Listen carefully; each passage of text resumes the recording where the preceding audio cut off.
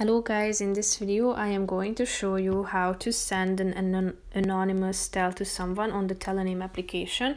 But first I just want to mention, don't forget to subscribe to my channel, because at 10,000 subscribers I am going to show you my whole YouTube revenue statistics and growth strategy, how to make money online. So let's jump into it. First of all, open the application on your phone.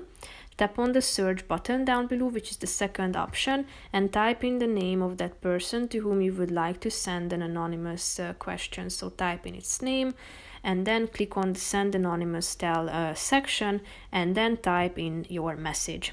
After that, you should either select a timer here and set it to private or public, meaning that the person will see who sent this tell if you tap on this button, but you can also send it anonymously. So click on the send button, and as you can see, your tell has been sent to this person.